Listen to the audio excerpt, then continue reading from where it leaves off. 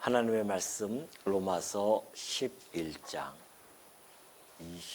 25절 말씀 보시겠습니다. 로마서 11장 25절입니다.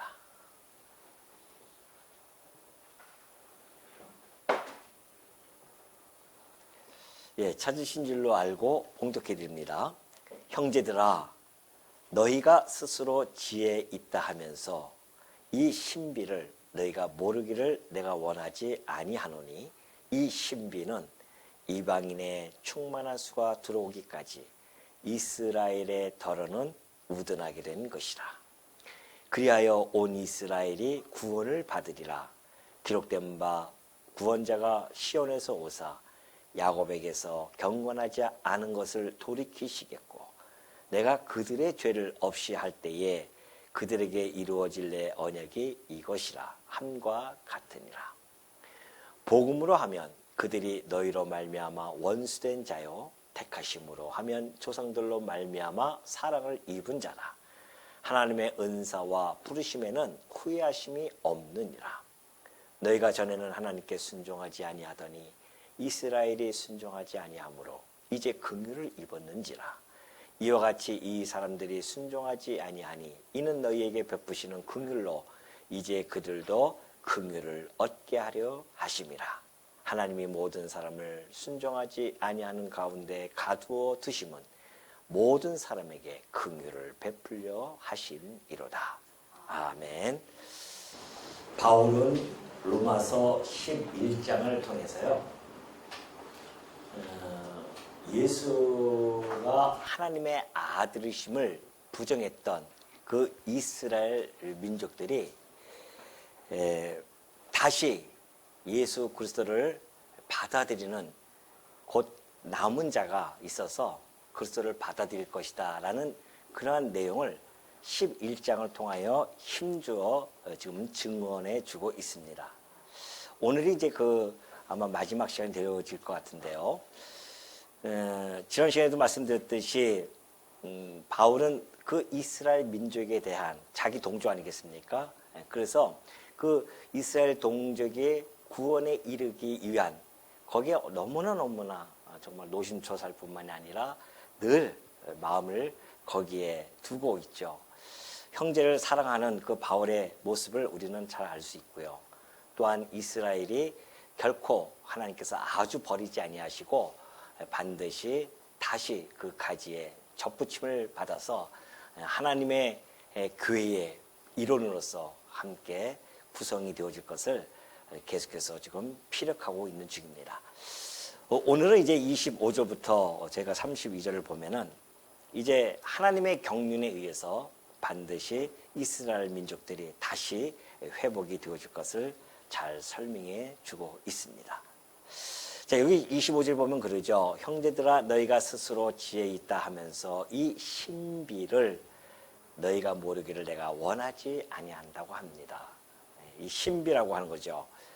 신비라고 하는 것을 우리가 국어 사전적으로 보면요, 어떤 일이나 현상 따위가 사람의 힘이나 지혜, 또 보통의 이론이나 상식으로는 도저히 이해할 수 없을 만큼 신기하고 묘한 곧 그런 일이나 비밀을 우리는 신비다라고 그렇게 사전적인 어원으로 나타나 있습니다. 그러니까 우리가 가지고 있는 그 생각이 있지 않습니까? 우리가 보편적으로 가지고 있는, 그래서 상식이라는 것이 있습니다.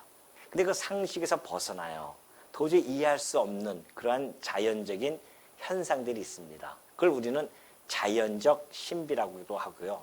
더 나아가서는 오늘날은 더 우주에 대한 탐구가 이루어지다 보니까 우주에 대한 신비를 과학자들은 이야기하지 않을 수가 없는 겁니다. 이 모든 것들, 인간으로서는 도저히 알 수 없는 그러한 현상을 향해서 우리는 신비라고 하죠. 자, 이 신비라고 하는 것은 곧 하나님의 어떤 비밀이라 그렇게 이야기할 수 있습니다. 물론 하나님을 인정하지 아니하는 자들은 국어 사전적인 의미에 머물고 말지만은 우리는 하나님을 인정하고 하나님을 아버지로 그렇게 모시고 경외하며 살아가는 성도들이기 때문에 신비라고 하는 그 단어 속에는 하나님의 비밀이라는 그러한 의미를 우리는 충분히 알 수가 있습니다. 그래서 이 뭐 우주에 대한 신비, 자연의 신비, 각각의 신비가 있지만은 모든 신비의 정점은 뭐냐면은 바로 구원에 관한 신비라는 겁니다. 그래서 오늘 우리가 제목이 이제 구원에 관한 신비들이죠. 구원에 관한 신비가 있어요. 하나님께서 이 구원에 관한 신비는 우리 인간들로서는 타락된 이성으로는 도저히 가늠할 수가 없습니다. 알 수가 없어요. 기껏해야 우리는 우리가 스스로가 열심히 어떠한 행위를 통하여서 구원이라고 하는 것이 도출될 수도 있겠다라고 하는 막연한 기대감 속에서 살아가면서 그 자기를 다지고 또 다지고 그러지 않습니까? 수행을 하고 막 그런데 사실은 그렇게 해서 구원을 얻을 수 없다는 겁니다. 그래서 인간의 상식으로는 그것이 구원이 가는 길인 줄 알고 모든 종교들이 태생이 되어지는 거거든요. 다 나타나서 뭐 다른 종교들, 이방 종교들이 그래서 인간들이 만들어내지 않습니까? 인간들이 가지고 있는 생각 속에서 만들어지는데 하나님의 생각은 우리 인간의 생각과는 마치 동에서 서가 먼 것처럼 그렇게 다릅니다. 하나님은 구원에 관한 그러한 섭리 경륜을 신비로 감춰놓고 있었습니다. 우리 인간들이 생각하는 것은 전혀 다르죠. 그렇기 때문에 이 구원에 관한 신비는요, 하나님에 대한, 하나님이 주시는 하나님의 지혜, 그리고 이 하나님의 지혜를 우리가 알 수 있는 것은 곧 계시의 영이라고 해서 성령이죠. 이 성령을 통해서만이 구원에 대한 신비를 알 수가 있습니다. 그러니까 바울이 지금 이 신비에 대해서 설명해 주면서 누구에게 지금 이 편지를 쓴 겁니까? 성도들 아닙니까? 그래서 너희가, 형제들아, 너희가 스스로 지혜 있다 하지 않느냐. 우리가 지혜가, 하나님의 지혜가 있어서 구원에 관한 이런 걸 우리가 알고 있다는 겁니다. 그렇다고 한다면 내가 이 신비를 너희가 모르기를 원하지 아니한다는 겁니다. 그럼 바울은 어떻게 그 신비를 알았을까요? 하나님께서 성령을 통해서 계시해 주십니다. 바울에게 계시해 줬어요. 열어 보여줬기 때문에 바울도 알 수가 있는 겁니다. 하나님의 신비는 하나님이 계시해 주지 아니하면 알 수가 없죠. 그래서 하나님께서는 계시를 해 주시는데 계시만 가지고는 안 돼요. 계시의 영, 곧 성령을 받아야 되고 하나님의 지혜를 선물로 받아야만이 이 구원에 관한 신비를 풀어 헤칠 수가 있습니다. 바울은 그 서신서, 각 서신서에서 구원에 관한 이 신비를 잘 풀어 헤쳐서 성도들에게 당신께서 계시받은 것을 성도들에게 잘 알려줬거든요. 자, 그렇다고 한다면 하나님의 그 계시는 도대체 어떤 것들이 있을까요? 구원에 대한 신비가 있는데 물론 구원의 신비라고 하는 것은 이제 곧 나오겠지만은 우리 주 예수 그리스도 아니겠습니까? 그리고 몇 가지가 있는데 그걸 한번 살펴보도록 하겠습니다. 먼저 골로새서 1장 26절을 보면은 바울이 그 성도들을 향해서 이렇게 이야기합니다. 이 비밀은 그래요. 이 비밀이 뭘까요?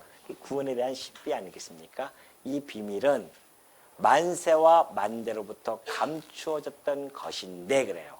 만세와 만대, 곧 하나님께서 이 세상을 창조하기 이전에 하나님의 계획, 곧 작정 안에 하나님의 이 비밀, 구원에 관한 신비는 이미 이 하나님의 작정 속에 감추어 놓습니다. 그리고 이것을 아담에게 약속을 해줬고요. 그리고 그 후손들에게 하나님께서 비밀을 간직하게 줬죠. 예를 들어서 가죽옥 사건이 있습니다. 아담이 타락하여 범죄하죠. 범죄하여 타락합니다.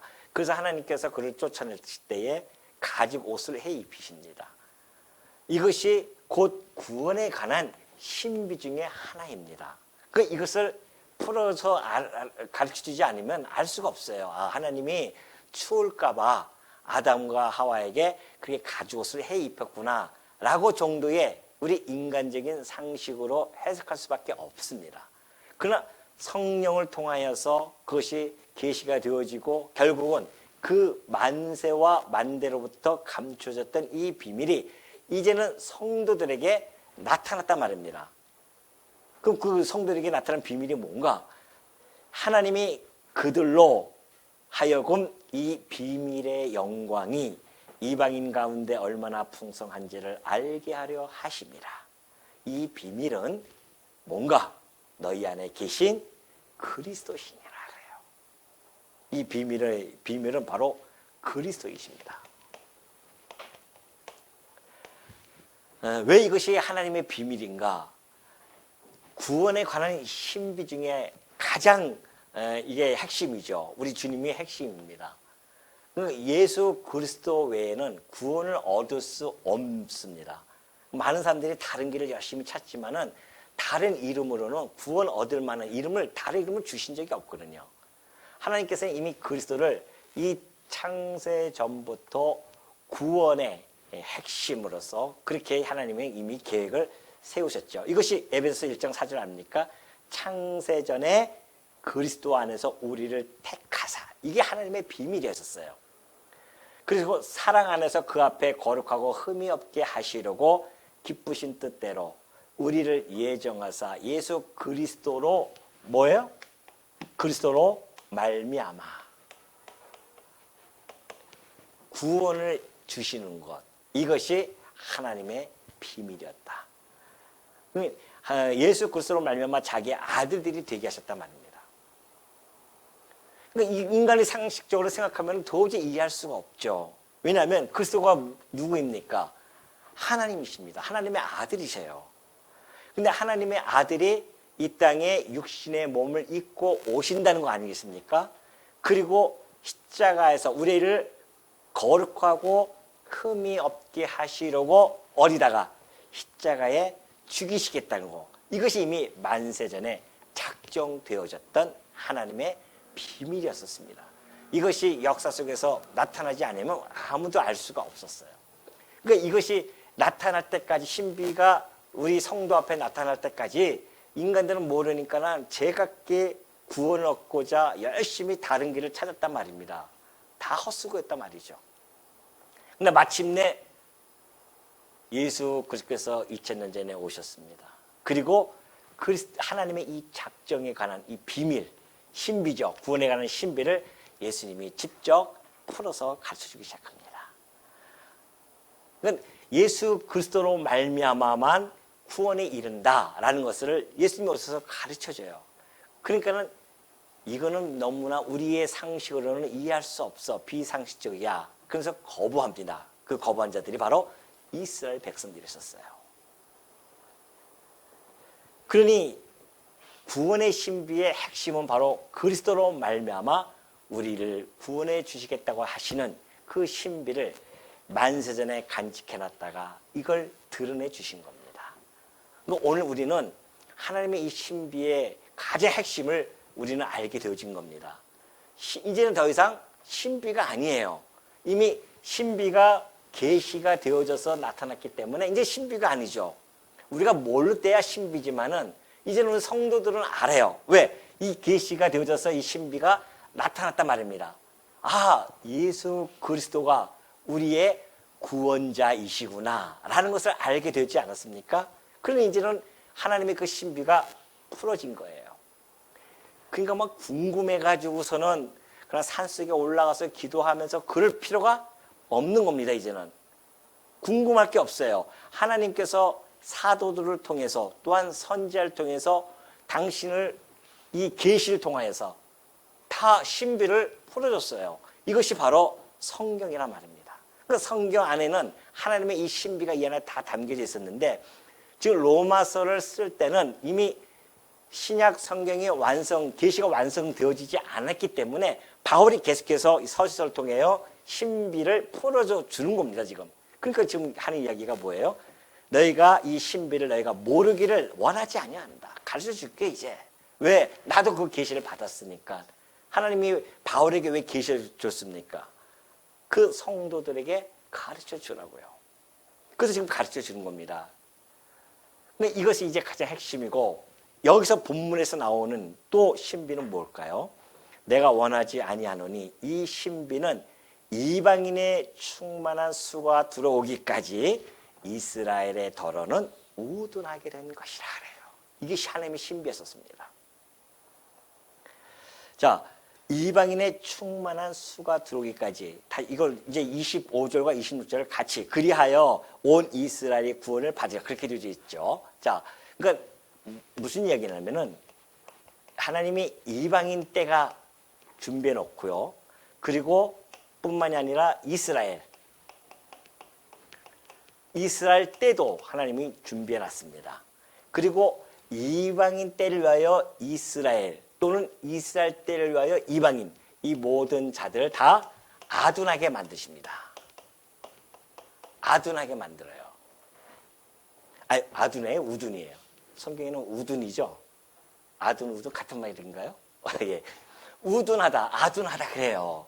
하나님께서 당신의 그 구원의 신비 중에 하나는 이방인들도 하나님의 구원의 백성 안에 들어가 있단 말이죠. 그러니까 이스라엘 백성들은 자기네들만 하나님의 선민, 하나님의 백성을 생각했는데, 하나님의 신비에는 아니라는 겁니다. 하나님의 이 구원의 비밀에는 이방인들도 있어요. 그 일찍이 아브라함에게 약속해 준 바가 있단 말입니다. 아브라함아, 네 후손으로 말미암아 뭐가 천하 만민이 복을 받을 것이야. 이것이 그 신비 중에 하나에 풀어줬단 말입니다. 그러니까 그것을 하나님께서는 그 약속대로 이루어주기 위해서는 이방인의 때를 맞이하기 위해서 이스라엘로 하여금 자기의 왕을 배척하게 합니다. 이게 얼마나 놀라운 오묘함입니까? 이상하잖아요.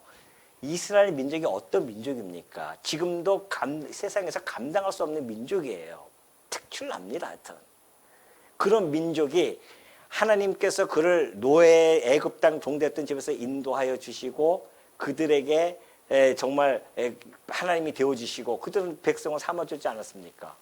그러니까 이스라엘 민족들은 그 선민사성이 있어가지고서는 자기네들만이 하나님의 백성이라고 생각했고, 하나님이 율법을 주심으로 말미암아 또 메시아를 보내시겠다고 그 약속을 그들은 받았어요. 그래서 그들은 늘 메시아 대망 사상이 마음속에 간직되어져 있었습니다.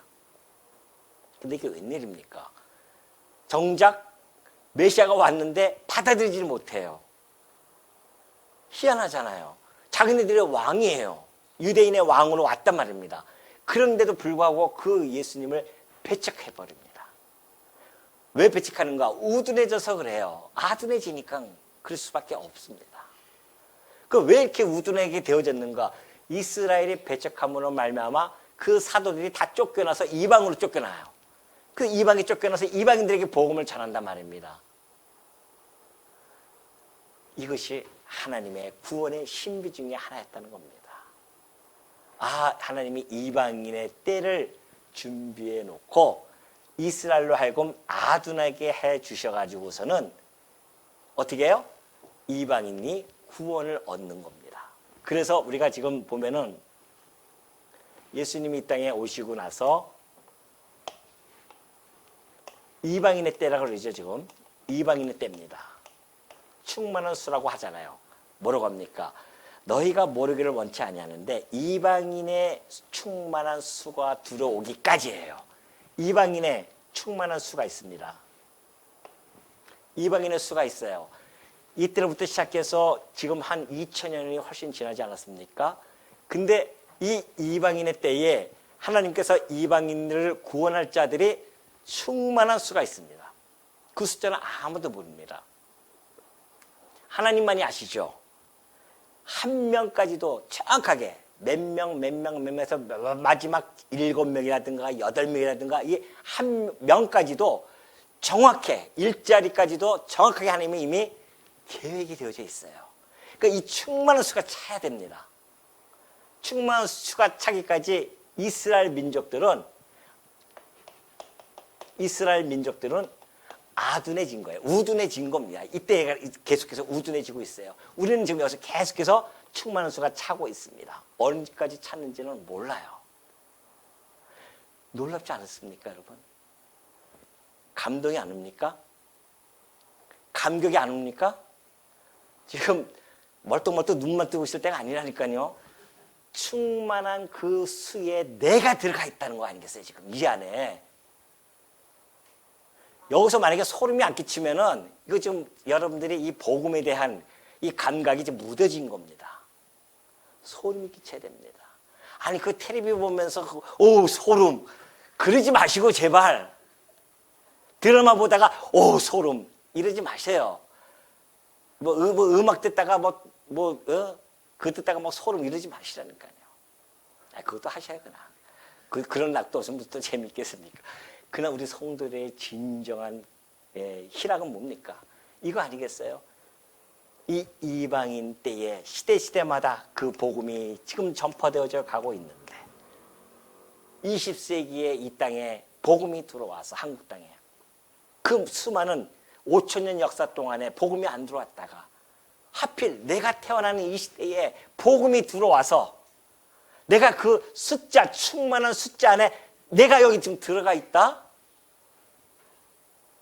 이것처럼 소름이 어딨습니까? 이것처럼 감동이 어딨겠어요? 이것처럼 감격이 어딨겠냐 말이죠. 도대체 뭘 가지고 여러분이 감동하고 감격하면서 사시려고요? 날마다 감동하고 감격하기도 부족한 담이 없잖아요. 이거는 정말. 언제 우리가 이 땅에 그 잠시 7, 80년 왔다 살아가는 세상 속에 거기서 머물러서 너무 괴로워하면서 살 필요 없습니다. 나는 내가 오늘 이 충만한 수, 그 정해진 수에 내가 들어가 있다. 그거 하나만 가지고도 우리는 일평생 죽을 때까지 감사와 찬송과 감격과 감동 속에서 날마다 얼굴이 환해가지고 살아갈 수 있는 그렇게 살아갈 수 있도록 차고 넘치는 거 아니겠어요? 이 은혜라고 하는 것이. 충만한 수가. 저는 여기 이 단어 속에서 너무나 감동이 오더라고요. 이방인의 충만한 수가 차기까지. 이방인의 충만한 수가 찰 때까지. 충만한 수가 차면 끝입니다. 끝이에요. 그때까지 이스라엘 민족들은 우둔하게 되어진 겁니다. 그러면서 너희가 모르기를 원하지 아니한다. 왜 이 신비에 대해서 이렇게 우리가 꼭 알아야 되냐 말이죠. 바울은 너희가 알기를 원한다. 왜냐하면 이제 다음 시간에 나옵니다. 다음 시간에 33절부터 36절에 하나님의 이 구속의 역사 과정 속에서 드러나는 하나님의 놀라운 지혜에 대한 찬양이 나타나기 시작합니다. 그 지혜에 대한 찬양을 바울이 할 것인데 그 지혜에 대한 찬양이 얼마나 합당한 논리적 근거가 여기에 있다. 이것을 보여주기 위해서 너희들이 알아야 된다. 그래야 33절과 33절부터 36절의 그 찬양이 여러분과 함께 녹아져서 찬양이 나옵니다. 이걸 모르면 안 돼요. 그래서 내가 바울이 지금 하는 이야기입니다. 내가 너희가 알기를 원한다는 겁니다. 그러면서 하는 이야기가 뭐예요? 그리하여 온 이스라엘이, 그리하여라는 이 단어는 후토스라는 단어인데요. 이것이 밑 뒤에 있는 31절에 보면 이와 같이, 이것도 후토스예요. 같은 단어입니다. 그러니까 그리하여라는 이 단어보다는 이 번역이 이렇게 되어져 있는데 사실은 이와 같이, 이렇게 또는 이런 방식으로 이겁니다. 그런 단어예요. 그러니까 이런 방식으로, 어떤 방식이에요? 이방인이 구원을 얻을 때까지 이스라엘이 더러 뭐예요? 완악해지고 우둔한 것 같은 방식으로, 그런 뜻이에요. 그래서 그런 방식으로 온 이스라엘이 구원을 받는다. 그 온이라고 하는 것은 이스라엘 민족이 전체로 구원받는다는 뜻은 아닙니다. 문맥상 보면은 남은 자가 있어요. 이스라엘 민족도 남은 충만한 자가 있어요. 여기도 충만한 자가. 이 충만한 자가 있습니다. 이들도 이스라엘 민족이 곧 이방인들이 우둔해질 때가 온다는 겁니다. 그 우둔해지면 그때 이제 이스라엘 민족들이 충만한 수가 차기 시작하는 거예요. 이때. 그래서 그리하여 온 이스라엘이 구원을 받으리라. 그런 말씀을 지금 여기서 선포해주고 있는 것이죠. 그러니까 이방인의 수가 충만해지기 시작하면요, 이때부터 시작되어집니다. 뭐가? 점점 이 기독교, 세계적인 기독교는 점점 인본주의화가 되어질 뿐만이 아니라 사업주의가 완성해서 막 교회마다나 크게 먹는 메가처치처럼 그렇게만 되어지고, 뿐만이 아니라 물질주의가 교회 안에 들어오고 세속화가 되어지고 의식주의가 나타나고, 그래서 점점 기울어지면서 없어지기 시작하는 거예요. 하나님 경건의 모양은 있어요. 그러나 경건의 능력은 점점 없어지는 그러한 시대가 온다는 겁니다. 이방인 때가 지나기 시작, 충만수가 차기 시작하면. 놀랍게도 지금 그러지 않습니까? 지금 유럽 교회가 어떻습니까? 교회당만 크게 있지요. 지금 다 팔려나가고 있어요. 뭐 카페로 팔려나가고 뭘로 팔려나가고 그렇습니다. 한국 교회도 지금 교회 뭣도 뭘로 저렇게 크게 짓지요. 그거 나중에 다 팔려나갈 곳입니다. 점점 성도들은 줄어들기 시작합니다. 지금 복음이 전해서 새로 예수님 믿고 정말 안 믿던 사람이 예수님 믿는 것은 그렇게 흔하지가 않아요. 어렵습니다. 지금 복음을 전하면 그런 시대가 아니에요. 다들 먹고 배부른 시대인데 뭘 그렇게 아쉬워서 교회당 나와서 찬송 부르고 기도하고 여기 쭈그리고 앉아있겠냐 말이죠. 그런 시대가 아닙니다. 점점 밖에 나가면 얼마나 좋은 시절이 많은데, 좋은 것들이 많이 있는데요. 그런 시대가 왔어요. 이미 유럽은 그래가지고서는 교회가 망해가지 않습니까? 근데 미국도 점점 그 길을 전철을 밟고 있지 않나요? 그 한국은 어떻습니까? 지금 새로 뭐 복음이 전해서 잘 안 된다니까요. 그럼에도 불구하고 우리는 해야 됩니다. 언제 누가 어떻게 하나님께서 마지막 구원자를 지금 하나씩 준비해놓고 있는지 모르기 때문에.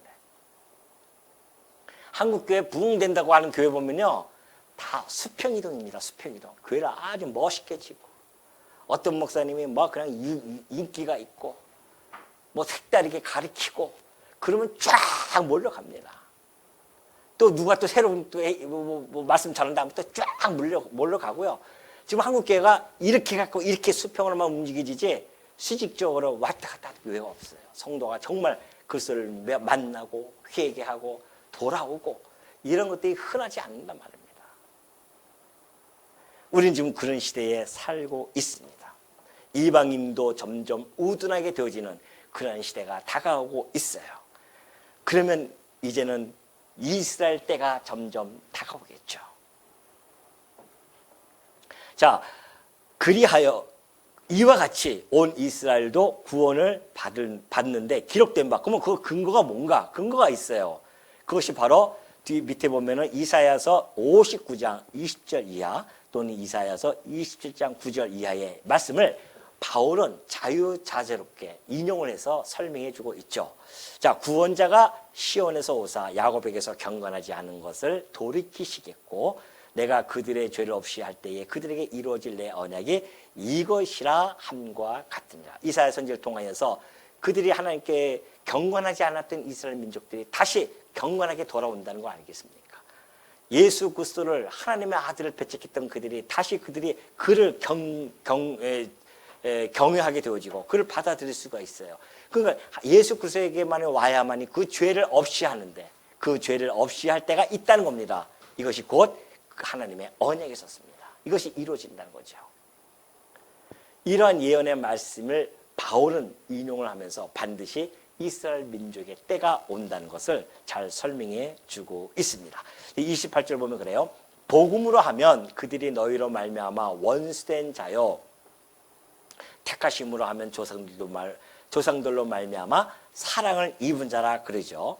자, 하나님이 보내신 이 아들을 거부합니다. 이스라엘 민족들이. 그래서 하나님과 어떻게 됐습니까? 원수가 되어졌어요. 그러나 여전히 그 열조와 맺은 언약 관계가 있습니다. 아브라함과 이삭과 야곱에게 하나님이 약속해 줬어요. 그래서 여전히 그들은 사랑을 입은 자들이에요. 에서는 미워하지만은 야곱은 사랑했던 그 하나님께서 그 이스라엘에 대한 것을 사랑하는 마음은 여전히 변함이 없다는 겁니다. 그렇기 때문에 혹 그들이 예수 그리스도를 부정하고 배척했기 때문에 이 하나님으로부터 주어지는 이 선물의 이 구원과 상관이 없는 것인가? 그것이 결코 아닌 겁니다. 하나님과 이 구원과는 아무 상관이 없는 자들처럼 보일지라도 그들에게는 여전히 이방인과는 다른 어떠한 특권이 고유한 권위로 가지고 있는 겁니다. 그것이 이제 29절에 나타나고 있죠. 그래서 하나님의 은사와 부르심에는 후회하심이 없다는 겁니다. 다시 말해서 하나님께서 이스라엘에게 주신 은사가 있어요. 양자됨, 언약, 율법, 약속, 예배 이런 것들이 있잖아요. 선물로 줬단 말입니다. 은사로. 뿐만이 아닙니다. 그들을 부르셨어요. 택했다는 겁니다. 그렇기 때문에 그들이 그렇게 해서 하나님의 선민으로 만드신 그 이스라엘, 하나님의 사랑은 결코 후회하지 아니하신다는 겁니다. 부르심의 은사와 부르심의 후회하심이 없습니다. 왜 그럴까요? 하나님은 절대 불변하신 분이시고 신실하시기 때문에 한번 그렇게 사랑하는 자들에게는 결코 마음을 변하지 아니하신다는 겁니다. 다시 말해서 취소시킨다거나 변경하지 않으십니다. 예수님을 하나님의 아들을 배척했다고 해서 이스라엘을 완전히 다 아주 버리지 아니하신다는 겁니다. 왜요? 그 열조인 아브라함과 이삭과 야곱에게 하신 약속이 있기 때문에 그렇다는 겁니다. 바울이 그걸 설명해 주는 거죠. 그 근거를 가지고 이스라엘 민족들이 반드시 하나님의 백성, 구원의 백성으로 돌아올 것이다 라는 것을 지금 설명해 주고 있어요. 30절 보면 그래요. 너희가 전에는 하나님께 순종하지 아니하더니 이스라엘이 순종하지 아니하므로 이제 긍휼을 입었는지라 이와 같이 이 사람들이 순종하지 아니하니 이는 너희에게 베푸시는 긍휼로 이제 그들도 긍휼을 얻게 하려 하심이라 그렇게 되어 있어요. 자, 무슨 말입니까? 이방인들 이방인들이 불순종했었어요. 이방인들이 하나님을 알지도 못하고 불순종하던 자들이었습니다. 그런데 이스라엘 민족들이 예수 그리스도를 배척함으로 말미암아 이들이 배척해서 이들이 곧 이들로 말미암아 긍휼함을 얻습니다. 긍휼함을 얻었어요. 이스라엘이 아둔의 짐으로 말미암아 이방인들이 불순종하던 이방인들이 긍휼함을 얻습니다. 그렇잖아요. 그리스도가 이 이방인의 사도들 통하여 이방인들이 복음을 얻었으니까 긍휼함을 얻었습니다. 그거 이와 같이 자 이스라엘이 뭐 했다? 불순종했어요. 누구를? 예수 그리스도를 불순종했단 말입니다. 하나님의 말씀을 거부해 버렸습니다.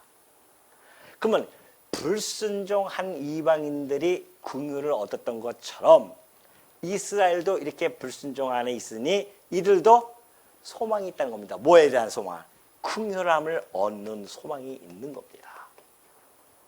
긍휼이라고 하는 것은 불순종 가운데 나타나는 하나님의 은혜이기 때문에 그렇습니다.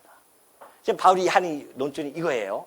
자, 이방인들이 불순종하는 데 있던 자들이었기 때문에 이스라엘이 불순종함으로 말미암아 긍휼함을 입었던 것처럼 이제 이스라엘도 불순종 가운데 같이 있으니 하나님이 이 불순종 가운데 있는 자들을 긍휼을 베풀 수 있겠다는 것 아니겠습니까? 이것이 이제 총체적으로 32절의 말씀이에요. 하나님이 모든 사람을 순종하지 아니하는 가운데 가두어 두심. 가두어 뒀다고 하는 것은 감금했다는 뜻입니다. 자, 순종하지 아니하는 가운데 가두어 두심은 모든 사람에게 어떻게 해요? 긍휼을 베풀어요. 딱 나오죠, 답이.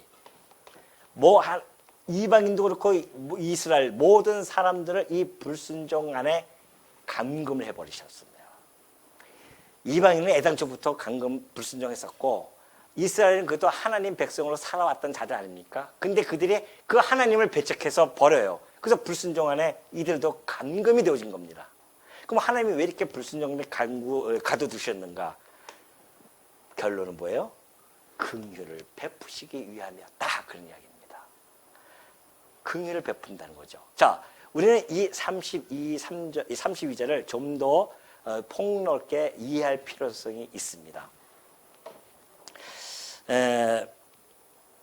사실은 이것이 이제 하나님의 구속사적인 어떤 근본 원리거든요. 불순종이라고 하는 단어는 어디로 거슬러 올라가야 되냐면은 바로 아담입니다. 아담.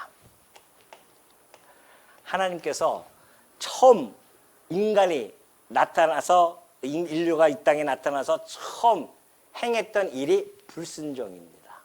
그건 뭐냐? 선악과죠. 하나님께서 선악과를 주십니다. 아니, 다 만드셨잖아요. 이 세상 다 만드셨어요. 그러면 이제 선악과 안 주고서는 그냥 생명과만 줘가지고서는 생명과 먹으면서 에덴 동에서 살면 얼마나 좋겠습니까? 근데 하필이면 그 에덴 동상 중앙에 선악과를 만들어 놓고 이거 먹지 말라. 먹으면 죽는다. 그래서 이 선악과 앞에 인간은 순종이냐 불순종이냐라고 하는 선택의 기로에 쓰게 됩니다. 이게 제일 최초 아니겠습니까? 근데 선악과를 만들기 전까지는 불순종이 없었어요. 근데 하나님이 이 선악과를 만들고 그 선악과 법을 만드심으로 말미암아 이제는 순종과 불순종 앞에 쓴 거예요, 인간이.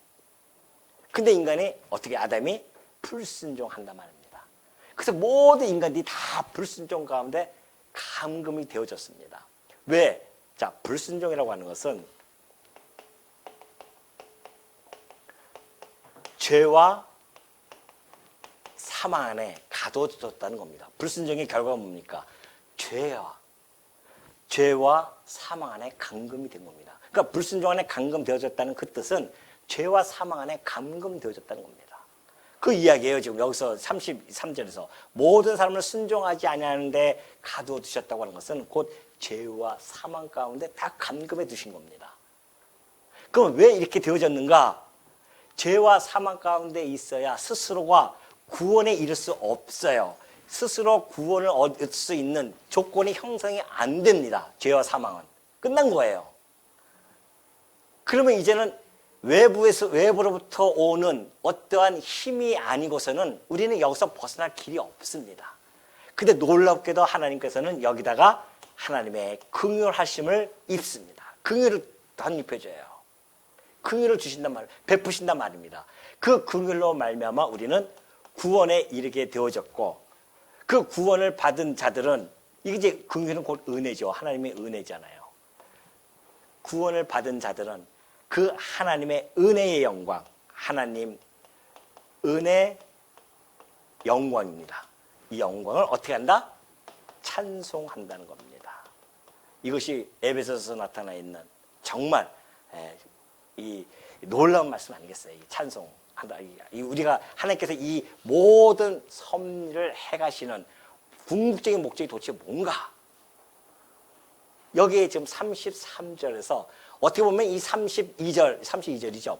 32절이 하나님의 이 구속의 역사의 가장 핵심적인 그런 구절입니다. 구속사를 관통하는 구절 중에 하나예요, 이게. 그러니 하나님의 그 신비 중에 세 번째가 이겁니다. 아, 왜 선악과를 만드셨는가? 이 답이 나왔어요. 우리는 이 신비를 몰랐어요. 하나님께 왜 안 만드시면 될 텐데. 안 만들었으면 우리가 에덴 동산에서 행복하게 살았을까요? 네? 아니에요. 우리가 왜 감사가 없습니까? 여러분이 이 코로 호흡하는 것이 감사가 없잖아요. 그 코로나 때나 그 마스크 막았을 때나 그때 감사가 참고 왔었지. 매일매일 감사하냐 말이죠. 아침에 눈 뜨면 감사합니다. 코로 호흡하게 해주셔서 감사합니다. 나와요? 일상이 되어지면 잊어버리는 겁니다. 아니, 인간이 태어나서 그또 에덴 동산에서 그렇게 행복하게 살면 그게 무슨 행복이 있고 감사 있겠습니까? 당연히 그런 줄 알고 살아가죠. 그 감사가 없고 행복함이 없어요. 하나님 만드신 이 세상을 바라보면서 하나님께 경외하면서 살아갈 수 있는 그런 조건이 안 됩니다. 인간들은. 왜요? 인간은 상대적인 이성을 가지고 있기 때문에 그래요. 비교 감각을 하지 않고서는 알 수가 없습니다. 그 좋은 것만 있으면 행복한지 몰라요. 우리가 늘 이렇게 좋은 것만 계속 올라가 보십시오. 행복한가? 뚝 떨어져야. 골짜기를 한번 가봐야 산 정상에 올라가는 것이 얼마나 맑은 공기고 행복한 줄 알듯이. 피조물이기 때문에 어쩔 수 없습니다. 우리의 이 인식이라고 하는 것은 제한적이고 유한적이고 상대적이기 때문에 이걸 알아야 됩니다. 아, 내가 하나님께서 그래서 이게 필요한 거였었어요. 그래서 선악과를 만드신 겁니다. 그래서 우리가 불순종 안에 다 가둬짐으로 말미암아 죄와 사망에서 영원한 멸망 속에 있을 때에 하나님의 긍휼하심 예수 그리스도를 이 땅에 보내주셔서 그를 믿음으로 말미암아 구원에 이르게 하는 이 하나님의 놀라운 구원의 신비, 그걸 통해서 우리는 영원토록 뭐한다? 하나님의 그 은혜의 영광을 찬송할 수밖에 없습니다. 저 불못의 지옥불에서 나를 건져주신 그 하나님의 긍휼하심, 그래서 불순종이 필요한 겁니다. 이스라엘 민족도 마찬가지고 이방인들도 마찬가지예요. 긍휼을 베푸시기 위해서 불순종 안에 하나님이 가두시는 이 놀라운 역사 섭리의 신비, 이걸 우리가 안다고 하는 것, 이걸 아는 자들이 누구예요? 성도입니다. 세상 사람은 몰라요. 죽었다 깨어나도 모릅니다. 근데 여러분과 저는 이걸 알게 되어졌어요. 왜요?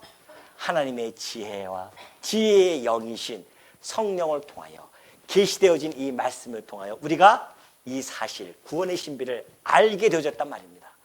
오로지 예수 그리스도만을 통하여만이 우리가 구원을 얻을 수 있고, 이 이방 때에 내가 구원을 받았고 저 이스라엘 민족들도 구원받을 때가 있을 것이고, 그리고 이 불순종 하나님께서 이 선악과를 만드셔서 우리를 이런 과정 속에서 구속의 역사를 펼쳐나가시는 그 하나님의 목적이 분명하게 드러났단 말입니다.